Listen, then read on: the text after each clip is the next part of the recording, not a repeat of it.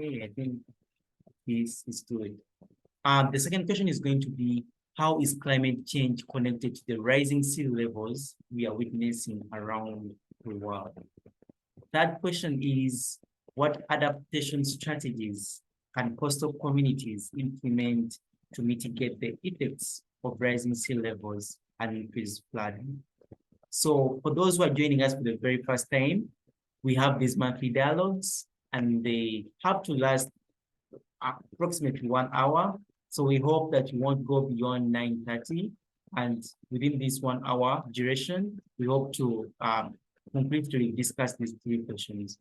But before we go into these three questions, I think we need a quiz to kind of give us a general picture and also to act as an icebreaker before we actually delve into the questions. Yes, Mugaga, thank you so much. I can read the chat. Thank you so much for joining in. Thank you so much, Waduge, for joining in. Yeah, too bad that we're having our lowest attendance today, but thank you so much for joining in. So I think we'll go on to have our quiz, our Kahoot quiz. For those who are not familiar with the Kahoot quiz, I'll give you the directions. So just a moment. So I'll be sharing my screen. So please, on your phone or on your computer, please go to your browser and type in www.kahoot.it. Please type in this web URL and then enter in this game code. So I'll share this game code in the chat too so that we get started.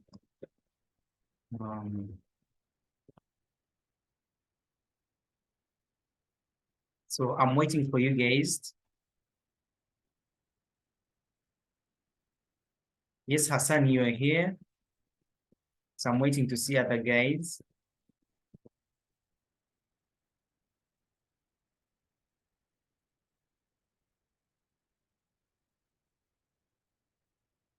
Yes, 1, 2, 3, 4. We are 4 so far.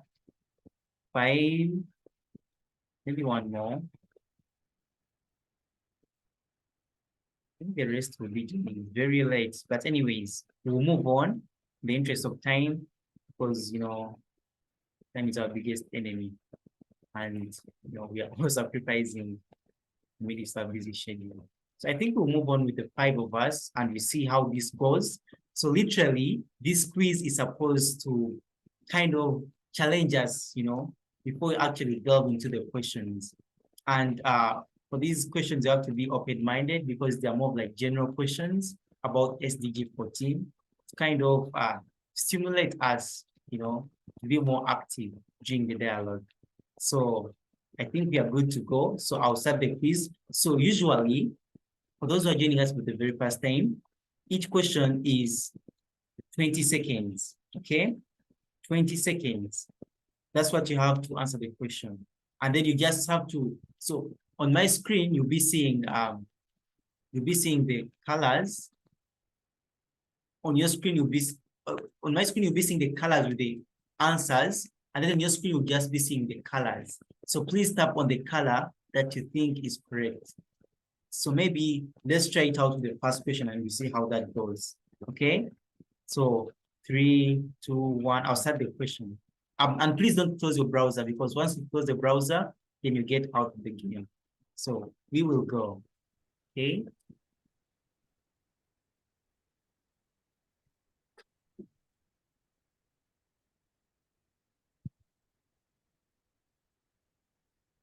So the first question is, what percentage of the Earth's surface is covered by oceans? So red is 50%, blue is 60%, yellow is 70%, and then green is 80%. The clock is ticking. You have 8 seconds.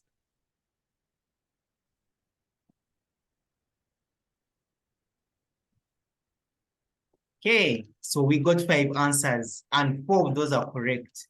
It seems everyone did their homework, you know. Yeah, majority did their homework because we are 6 here and we have 4 right answers. That's above halfway, So this is actually a good start. But let's see whether everyone is going to get on track on the second question.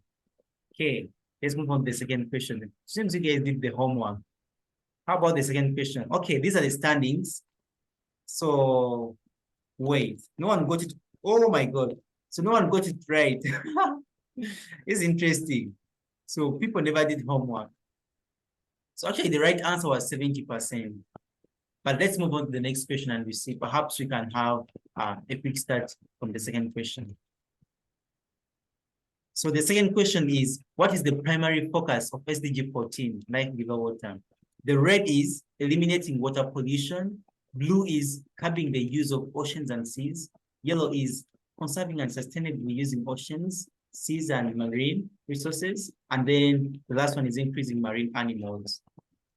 Please see my screen and read the questions. Okay. We had 3 answers here, and we got 1 correct one, which is conserving and sustainably using oceans and marine resources. So this is the primary focus of SDG 14, the one we are going to be discussing today. Please take note of this, okay? Don't feel down. This is not even the middle of the quiz. You can still be a winner. So these are just 2 of the 5 questions. And then let's go into the third question midway.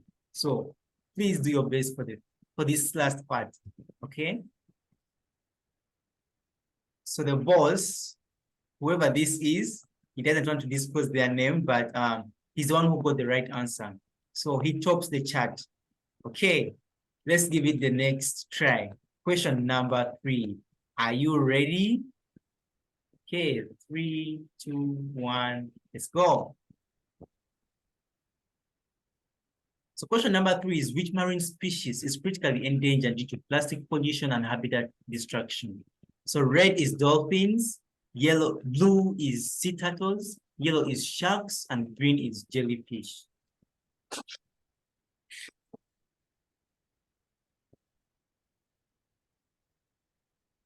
Okay, so we got 3 right answers and then 3 wrong answers. Okay, so yeah, people are getting up, people are actually getting awake. So let's see the standings. Okay. Yeah. So Eco comes in number 1. Then Isaac comes in number 2. Then Hima. Also, the orders shifted. The boss, who was once topping the chart, is now the second last. But I mean, you still have chances. 2 more to go. You still got this. Don't give up. Okay. So let's go in for the second last. The question is, which innovative technology is being used to clean up ocean plastic waste? The red is underwater drones. Blue is solar-powered desalination plants. Yellow is seabed mining. And then 6 is coral reef restoration. Green is coral reef restoration. So 4 seconds to go. Only got 3 answers. Oh my God. Seems it was a tough question, right? Okay. So among the 3 answers we got, we only have 1. Who would this one be? Who could it be? Let's have a look. Okay. Okay, there we go. It was equal. Oh my God. Equal, you did your homework. You did your homework. So these are the standings. And then we are going in for the very last question. So the way you are seeing equal at the top, if you are the boss or if you are M, actually, when you get the last question right and equal gets it wrong, you can actually be the first. So for the last question, it's survival for the best, So if you want to take this October quiz prize, please give it your best guess. Are you ready? Okay, let's go. So the question is, which global initiative aims to protect at least 30% of the world's oceans by 2030? So the red is the ocean cleanup. The blue is Sustainable Development Goal 14. Yellow is Blue Planet Society, and then green is 30 times 30 campaign. So we have 4 answers. How about the other 2 members? Okay. So among the 5 answers we got, we have 1 correct one. Yes. So let's see the standings. Okay. Okay. So this is the podium. In the 3rd place, here comes Himaya. Himaya, congratulations. The 2nd place, Isaac. And in the 1st place, who is that? Oh, Ikuo. Ikuo, so you, oh my God, Ikuo, you did your homework. You understood the assignment. Okay.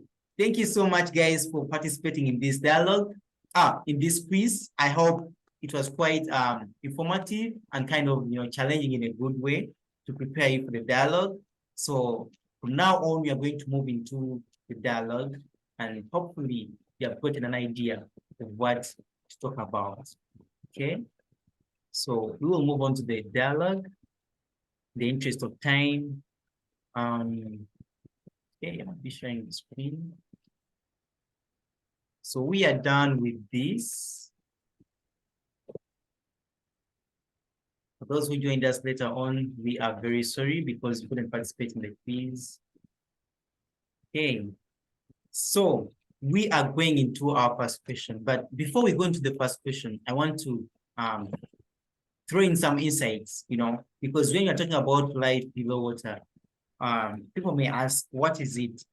But in this kind of broad topic, we are talking about, the worlds, the fish, the coral reefs, everything that has life and, takes water as its habitat. And maybe to highlight the problem that we are facing right now, it is said that 8 billion tons of plastic end up in oceans every year. 8 billion, you can imagine, So this is a very big, how do I say, danger to life below water. And yeah, with this insight, I think we can take on the first question. So do you guys think that art, music, and culture have the potential to inspire environmental activism and conservation efforts? Because everyone is trying to actually guard the ocean and its life, but it's quite tough to get the attention, of those in authorities to actually take the measures, especially those who are doing the fishing or maybe the plastic companies and all of that. So we need to get creative. We need to find creative ways. And this is why I came up with this question. Do you think art, music, or culture have the potential to inspire the environmental activism and conservation efforts in regards to life below water? So do you guys have any thoughts?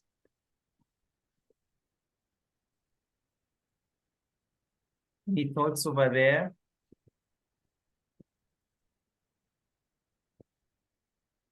Or is still a tough question? Oh, come on, guys. So no one to say something? Perhaps maybe through the music. Why is it that people don't sing about the ocean? People sing about racism, people sing about the corruption, people sing about what else? But yeah, about human rights, but they never sing about the ocean. What is it that's holding back these kind of creative ways to advocate for life below water? Any thoughts, guys?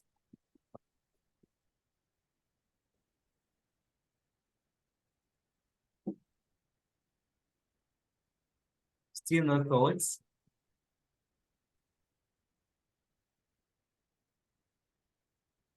Okay, maybe it's still about the question of the music. Why do you think people don't use music to advocate, for sea conservation? What's holding them back? Is it that maybe it doesn't attract that much attention as compared to maybe racism or maybe climate action? Because I mean, this is also part of climate action.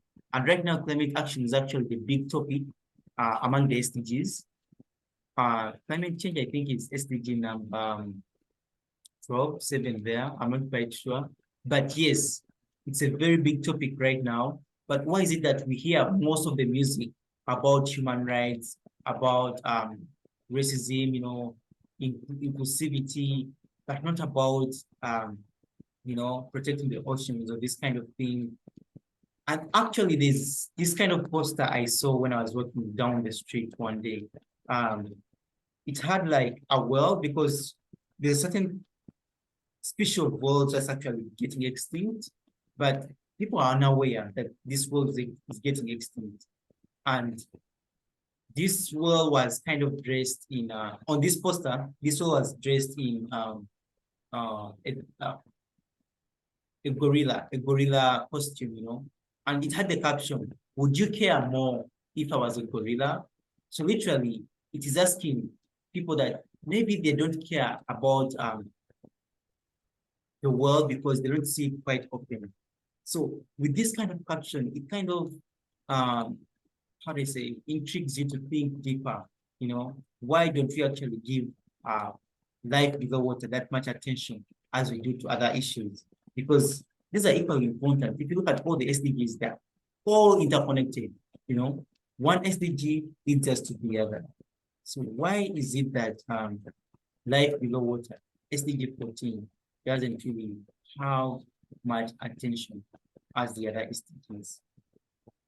And do you think art, by art I mean the drawing, maybe dancing, this kind of thing, and music, do you think they really have the potential to inspire uh, those kind of advocacy or maybe the movements that you can actually push, for like below what advocacy? Any thoughts, guys?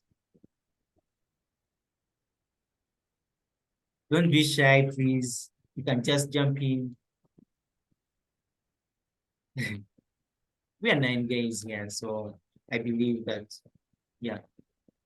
And there's no wrong answer. There's always something to learn. So please just jump in and share your insight. Asani, do you have any thoughts? Or Moto, do you have any thoughts about this question?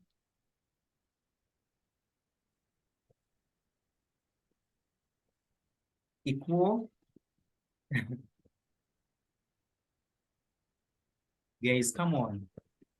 Let's say Hey, something. Oh, Bosco. Yes, please, Bosco. What do you think about this question?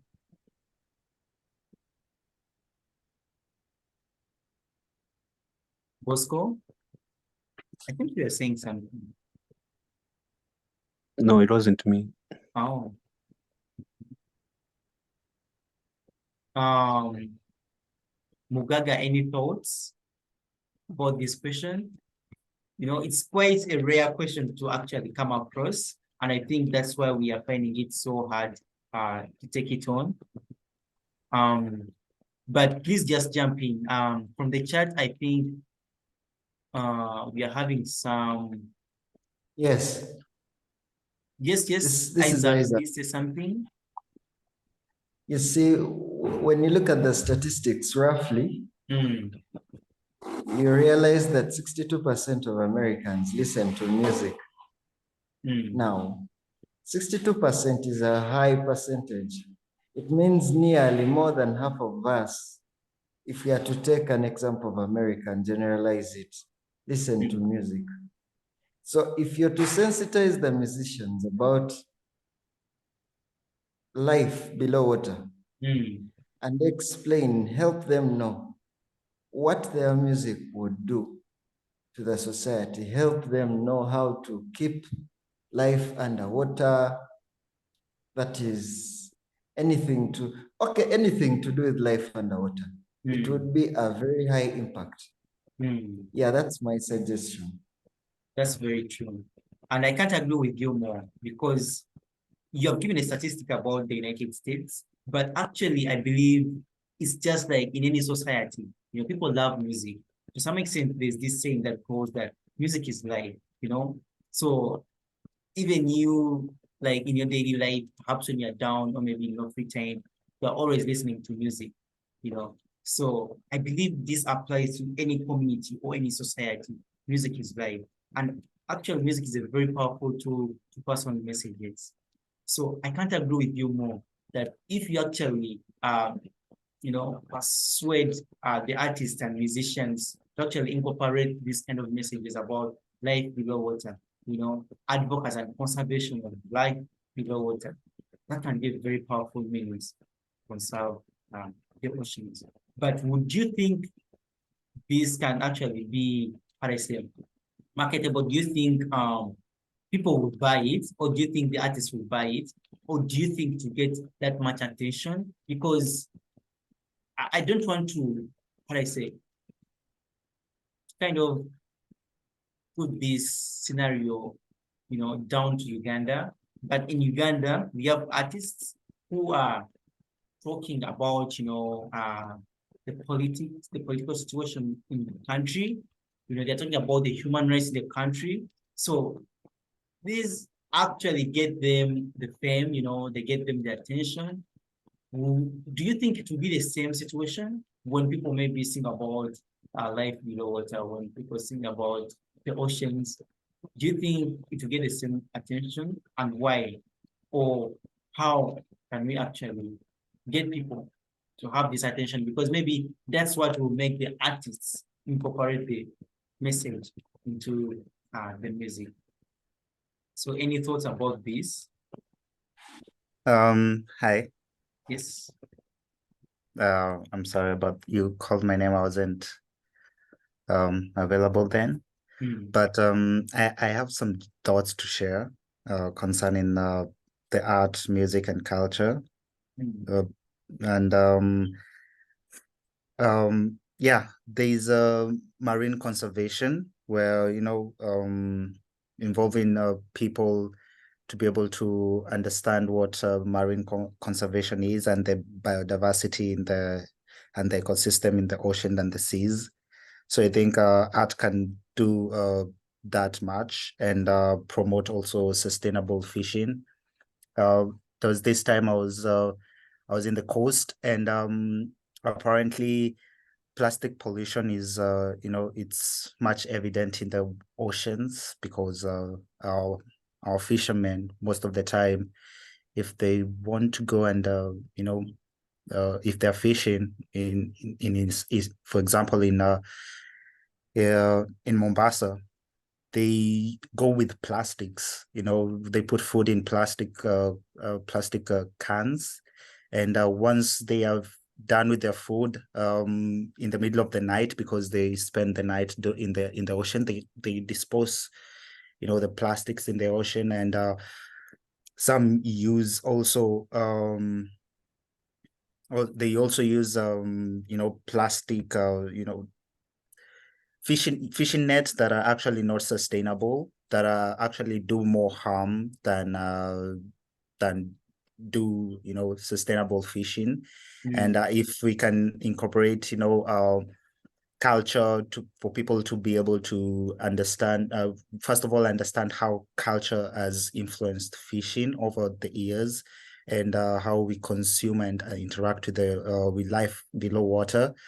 We can be able also to incorporate music that inspire the new generation to sustainable fishing, and also how we view the ocean world, because it's something that people don't much understand what's going on in the oceans. It's just water. People they love the beach most of the time. It's all about the beach, but once you're in the beach, you're there with the straw, you're there with with your plastic can. Once you're done, you just leave it there, and with the high tides and the low tides, all this trash and waste, it goes back. And at the end of the day, the ocean doesn't consume all this. It gives us back, but it doesn't give us back only the plastic. It also gives us back the dead coral reefs, and all this pollution that shows how unhealthy the ocean is, and how much people need to start acting. So yeah, in my journey, I've seen some cultures participate in creating art that that promote sustainability, like a huge fishing, a huge fish that is more of plastic waste, where people just go there and throw the plastics, and it looks like a huge fish. And this is so exciting because as a child you look at a structure of a fish that is also like designed as a trash, and you're like, oh, this is really creative and this is cool. I think I should also be more more conservative. Next time when I come here, I think I should also be able to clean up the beach, or be able to to get more information on what is happening. And also the turtle shelter, there are these turtles shelters where people actually get to learn about the turtles, and see help them grow, and at the end they are released to the nature, which is really cool initiative that actually inspires children more to start making action, and start getting more involved in conservation of the ocean. So yeah, it's really cool. And yeah, I think that's my thoughts. Yeah, thank you so much. Thank you so much, Moto. And maybe just to introduce to you, I think for those who don't know Moto is actually from Kenya, and he's one of the comrades I met at the United Nations. I think he's right now in the US too, and was also engaging in the United Nations high-level political forum, still about the SDGs. He also attended the General Assembly last month. So yeah, Moto, we look forward to having more of your insights about this. Thank you so much for sharing that. Well, indeed, I believe that, yeah, some cultures, also tribes, that actually who are affected directly by, the negative consequences of, pollution, or maybe like the effects from polluting the oceans and all this. I think they're the ones taking action, but sometimes we humans have this kind of, how do I say, oh my God, I'm forgetting the vocabulary, but you have this kind of notion where we really wait for something to affect us, before we don't really care when something is affecting other people, but it's not affecting us, It's until when that thing starts affecting us, that's when we start to give it the attention which requires. But we forget that by the time that thing moves on to us, it's going to actually be very late, And that worries me, because if you look at the trades that are taking on, the action to actually preserve these oceans, there are those close to the ocean, and they don't really have a voice to do anything, because they're not the ones who pollute the oceans. The people who pollute the oceans are these who live in the cities, because, they dispose of the trash anyhow, and then this trash ends up in the oceans. So it's the people who are living on land to actually take the initiative, because for the people living maybe on the beaches or that kind of thing, they are speaking up because they're being affected. But it's not them. They're not the cause of the problem. The cause of the problem is us who are living inland. But we are not taking any action because it's not really affecting us, apparently. Yet, it is really affecting us, because when these fish or maybe these whales eat the plastic, there's this thing called microplastics, So we actually eat fish that has microplastic, and in the long run, it also affects us. So that kind of thing. And I'm wondering why, we don't really give much attention to this, issue, life below water. We don't give much attention to the coral reefs, Yeah, perhaps maybe because we don't really use it. It's not so close to us, so to say, for some of us who come from landlocked countries, that kind of thing. Yeah, but still, I think we need to give it the attention. And well, I mean, music may not embrace it, but we need to push. We need to push because at the start it's always hard. It's always hard to push for something, especially the musicians. They are always so looking for kind of money or like fame.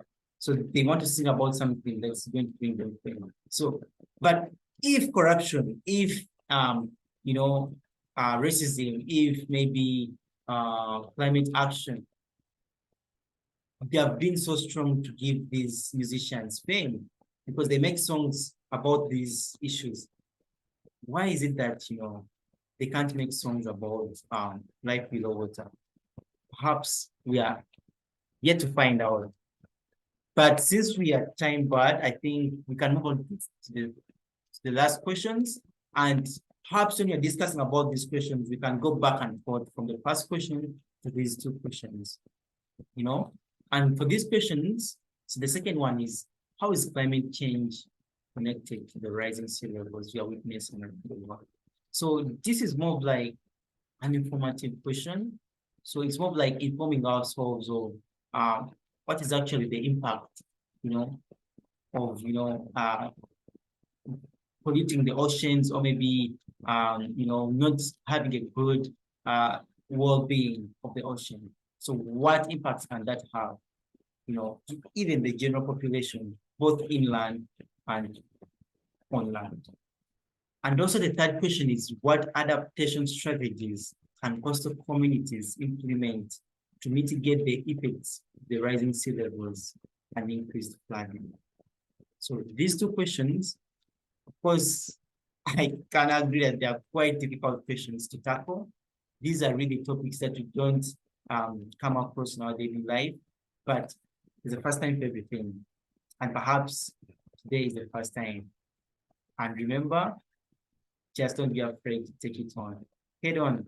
So please put up your opinions about these two questions. You can go back and forth from 1 and 2.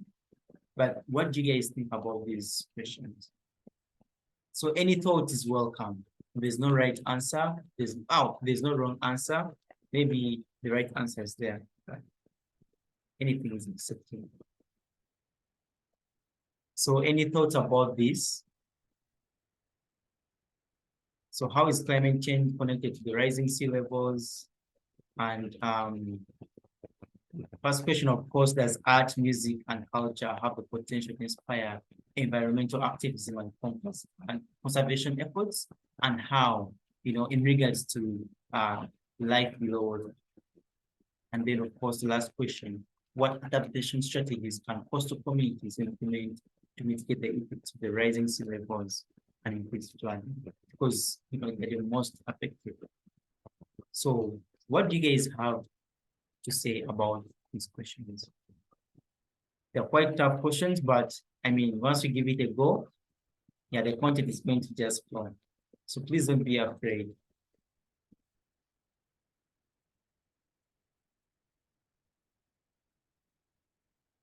Any thoughts? I can share some thoughts so that we can also involve more people. Yes. So how is climate change connected to the rising sea levels we are witnessing around the world? I think climate change affects the rising sea level because of global warming, which is warming up the oceans. The ocean takes up the most of the planet, 70%, right? And with the pollution and the global warming, all this heat is only observed most by the ocean, and this is warming up the oceans, and it's increasing more of the glacial and glacial polar ice melt, and this is also promoting extreme weather events, which is really crazy.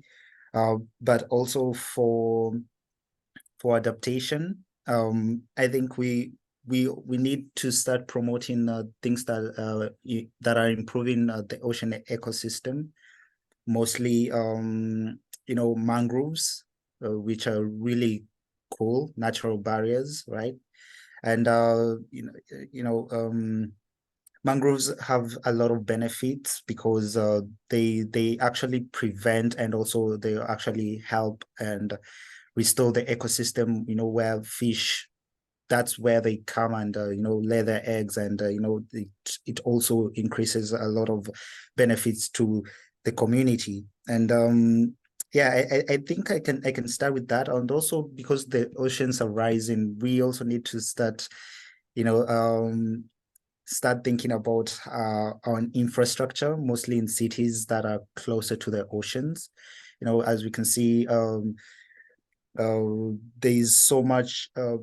I think New York is doing much by building very tall buildings, but also with all this infrastructure, and it's really important to look at infrastructure, that critical infrastructure that actually are, because either way the world is, we are headed towards a certain direction. Flooding is not going to stop. The sea levels are also rising, so we need also to start thinking about what happens if the sea levels has risen in a way that it is going to disrupt a lot of communities and cultures that that are living near the ocean. So all these families, all these people are going to be displaced, and we need to start thinking about how we're going to actually help them come up with solution for themselves, and also for for their communities, just as the world is changing. So yeah, I think I can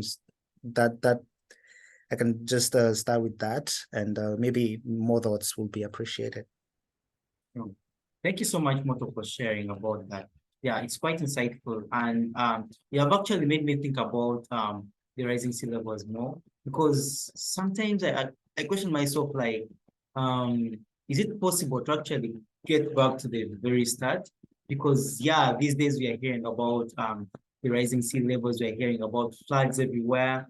I think, yeah, the last 2 weeks I heard about the floods in Libya, and then there was one in, yeah, so there have been really very significant and dangerous floods over there, breaking down buildings, breaking down infrastructure. So this is quite unseen, and from what I hear, from what science says, it's because of the melting glaciers, and of course, I know it's because of the increasing temperatures, global temperatures. But I'm wondering, is it actually possible to reduce these temperatures? And how long is it going to take? Because, I mean, if we just keep saying that, yeah, the sea levels are going to keep rising, and, the ice is going to melt, will it melt until none is left? I mean, what does it really take to actually get this ice back into forming again? I don't know. I haven't made enough research about this, and maybe I just want to hear more about this. But is it possible to actually get back these temperatures to that extent where the ice won't be melting as much? Because I think for now we are hearing of glaciers breaking away. So it's quite, it's more like a horror movie, because when you keep hearing these things and you hear that they're going to just keep getting worse, like you're like, huh? So you mean there's no mitigation? But I do wonder whether any of us here has heard about maybe a mitigation or maybe a strategy. And what could that be? So any thoughts about this?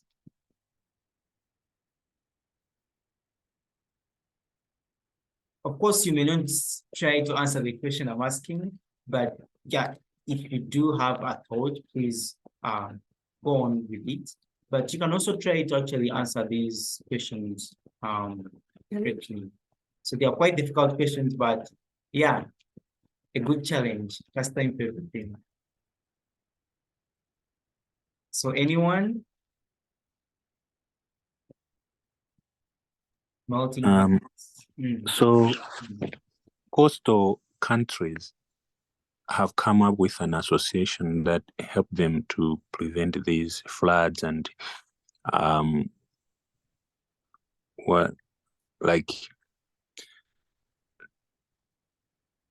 the accumulation, to also prevent the accumulation of waste in the ocean.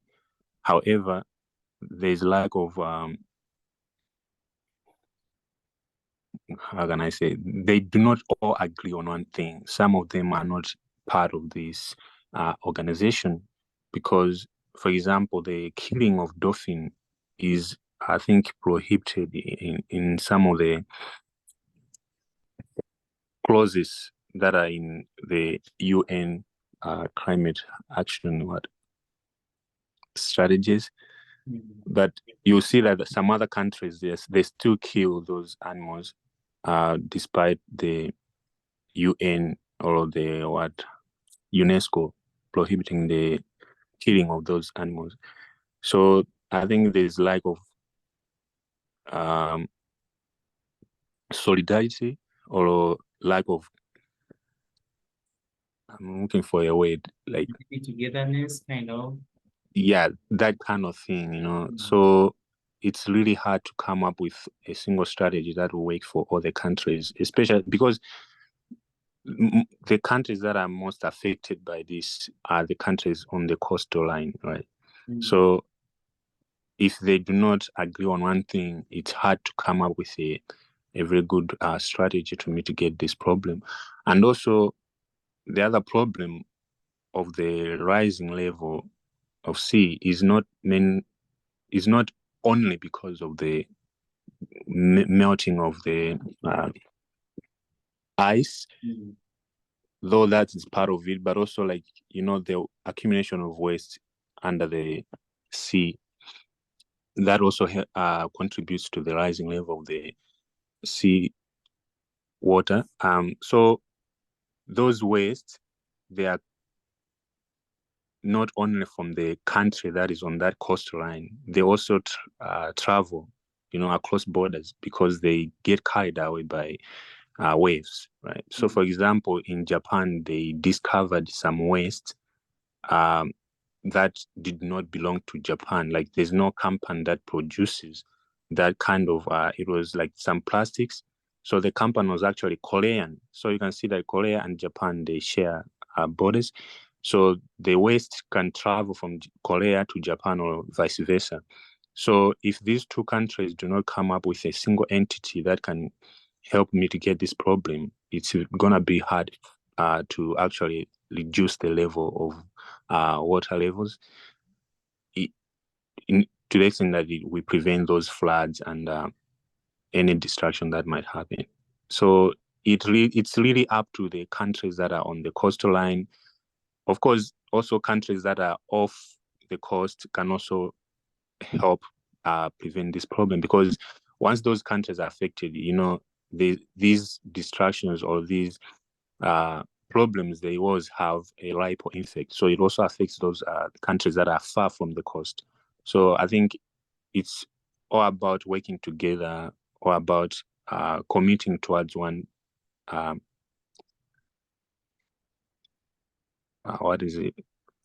action or plan of action. Yeah. So yeah, that's my thought. Yeah. That's very true and quite insightful. Thank you so much for sharing, Bosco. I can't agree with you more. And actually, it has made me think about because when you mentioned that, you know, it's not only a problem of the melting of ice, but also the plastic or the other waste that end up in the oceans, you know, and actually fill up the bottom of these oceans.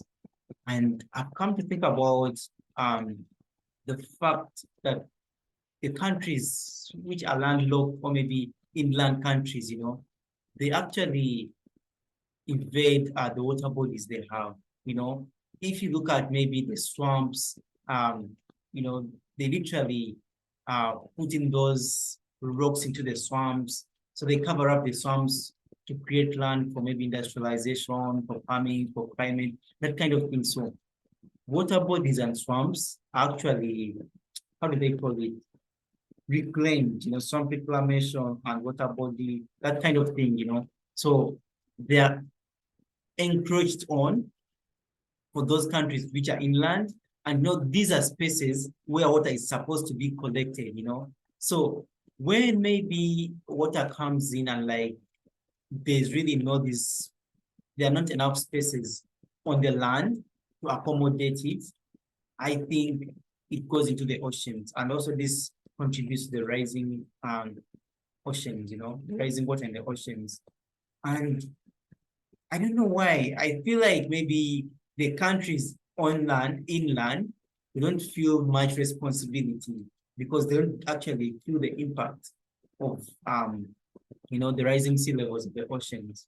And I don't know how countries can actually, all countries can actually get to feel or to be attentive, you know, to pay the same attention, you know, and be alerted the same way about this issue. So do you guys have any thoughts? Because if you're talking about like swamp reclamation on the land, how can we mitigate that? How can we stop that? Because that also contributes to the overall rise of the sea levels. Because these swamps are supposed to contain some water, you know. Some of the lakes, however small they may be, they contain some water. So when they're reclaimed, you know, for industrialization, for factories, then the space is taken up, and this affects, you know, when maybe trains, the water goes into the ocean, that kind of thing. So how do we get inland countries to actually curb this encroaching of like swamps and inland lakes? Any thoughts about that? I think it's quite a sensitive topic.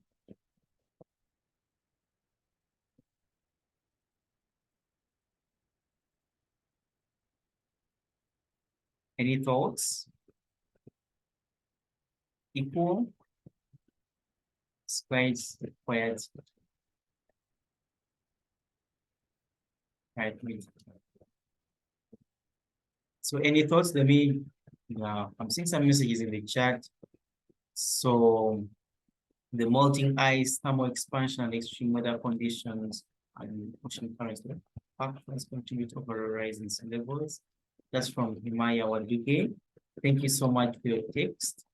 And Moto continues to say that community education and outreach, ecosystem-based adaptation, internal collaboration, with more ocean governance, and promote zoning and land use regulation in high-risk areas for rising sea level and flooding. That's true. And it triggers a stream of thinking into my head.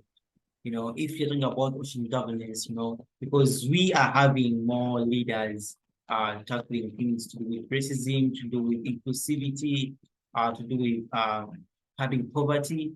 But it's very rare to actually hear about leaders or maybe bodies appointed to actually tackle, you know, things to do with maybe ocean, that kind of thing. So perhaps we need more of that. We need more of that and more caution or maybe how do I say punishments for those who don't follow those kind of established rules. Then Mazrele says, I think we need to reduce the pollution, such as from industrial waste like smog, dumping of waste in water bodies, deforestation, and so on. Okay, this weakens the ozone layer and thus increase global warming with more ice melting in the timelines and celebrities. That's so true. That's so true. And I think we've grown up being told to this, but into play, like realistically, what can we, you know, get to do? Because this is what we've been hearing, and also like governments know about this. But why is it working at the end of the day? You know, this is the big question.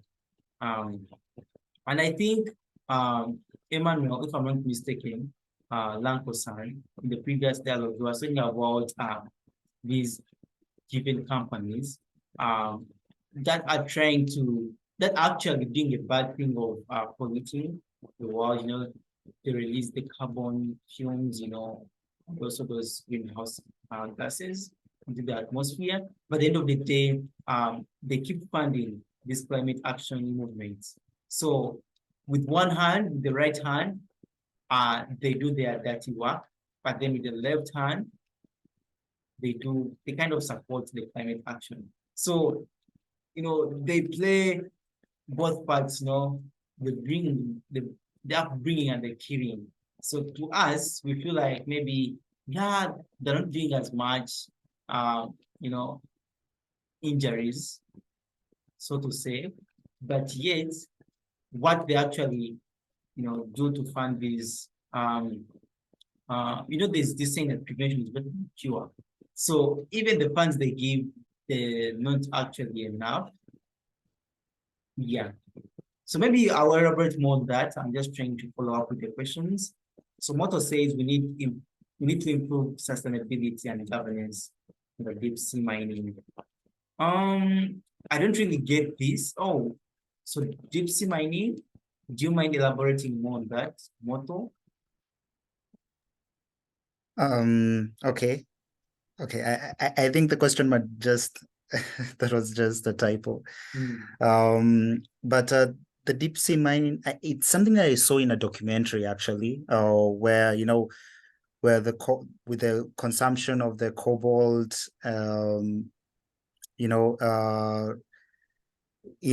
where people always go to DRC to get the cobalt, and the world is consuming more and more of this mineral. The world has decided to go now into the oceans and do deep sea mining, where they now, they mine the cobalt deep in the seas, and they have, big machines taking all these minerals. But it's really interesting that humans are now going deep in the oceans to explore, to start mining and exploit the oceans, which also, if not regulated and if the public does not get more aware of what's happening, it can actually impact, a lot of environmental impact in the ocean, disrupting. We don't know what's deep in the oceans, and we don't know what they are disrupting. And this also plays a very huge part, as in the past we have seen, oil spills where, which has affected, very much, very huge areas in the oceans. And this is just an example of how humans are really, going to the level to each levels, just, to be able to sustain our own consumption. And, if we need more regulation and people to be aware of the actions that governments and also private companies are taking just for consumption and all these elements. So yeah, we need also to be aware of this so that we can be able to regulate and also involve more even coastal communities to understand that if anything happens, all these communities are going to be affected more than than anyone else, and this will only get much more worse to the rest of the world, because the fishing sector also starts from there. So yeah, I think deep sea mining, it's really interesting topic, because it's something that is coming up and it's new, and all companies are now going inside the oceans to start mining. And we know if this becomes a very huge industry, you can only imagine on how much pollution and also ecosystem will be disrupted if not taken to regulation. Yeah. Wow. That's something to think about, something new to me actually. So thank you so much bring that on board. Well, I don't have much to say about this kind of thing, but I do wonder whether maybe other participants, other comments have a word or two. Because I mean, this is so it's like what More is saying is true, and there are countries. I mean, most countries that have either a lake or access to the sea, they have some minerals in those places. However, most countries are not extracting those minerals because they do not have the right instruments, or to say the right tools to successfully exploit those resources without harming the environment. For example, in my country, which is Malawi, in our Lake Malawi, we do have oil. However, we are not extracting that oil because we do not have the right resources or the right instruments or tools to successfully exploit those resources without harming our Lake Malawi, which is the source of our potable water in Malawi, actually. So deep sea mining is really true, but I think most countries are not doing it. Those who do not have the right technology for that kind of extraction. And also, I also wanted to say that when it comes to mitigation policies or mitigation plans, I think it has to be like a chain of action. We cannot put the responsibility on one person or one entity or one country. As I said, these waste, they travel from country to country. So what these big organizations started doing is that they trace those wastes, for example, to the company that produces such kind of products. And then that country takes responsibility of cleaning up the waste in that area. For example, using what you mentioned during the Kahoot quiz, the underwater drones, I think, so they take the responsibility. So they put the responsibility on the company that is responsible for those waste. And you also government, should I say, people. Of course, majority of people are still not aware of the SDGs, but a considerable proportion of the world's population is becoming more and more aware of these SDGs. So when they see that a company is not adhering to these SDGs, they boycott those companies' products or services. Like if the company is polluting the environment, people start boycotting them. For instance, in Korea, not long ago, they were eating dogs. But to kill a dog is not easy. So they had to put some nets, and the way they were killing those dogs, it was harmful and inhumane, unethical actually. So people started boycotting those things, and now people no longer eat dogs in Korea, because of the way the dogs were killed. Now the same thing was applied to dolphins, as I mentioned earlier. The way they were killing dolphins, they were using some bombs. They put a bomb at the arrow of a spear. So when they put it in the dolphin, it goes off. So that's very inhumane, and people started boycotting the eating of dolphins in many countries. Until recently, did other countries start eating dolphins again? So I think they have to increase the awareness of SDGs so that people are aware of the actions that some companies are taking and how they are impacting their everyday life. And by boycotting, I think companies will become more responsible for, in their operations.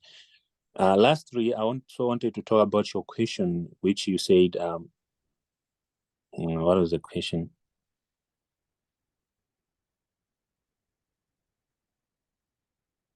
You asked the question, I don't remember. Come on. Anyway, if I remember. Sorry? I was asking so many questions.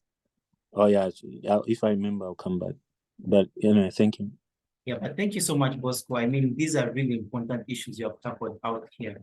And I believe everyone here, listening, they can agree that these are really important things. We usually don't talk about this topic, but you coming up here, you and Moto actually are sharing very insightful things that actually I also never knew. So this is right, insightful. And I'm wondering whether maybe other members have something to say.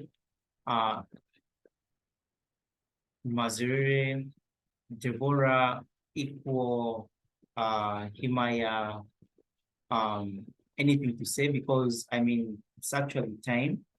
It's 9:30. So anything to say?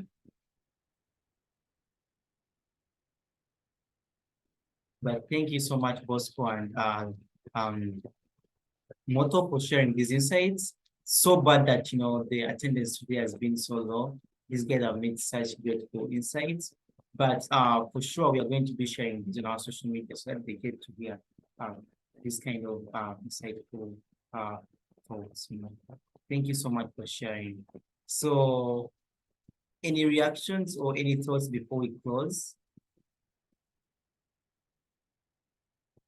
Yeah, I guess we are contented. It was quite a difficult topic, but thanks to Bosco and Moto who did the homework.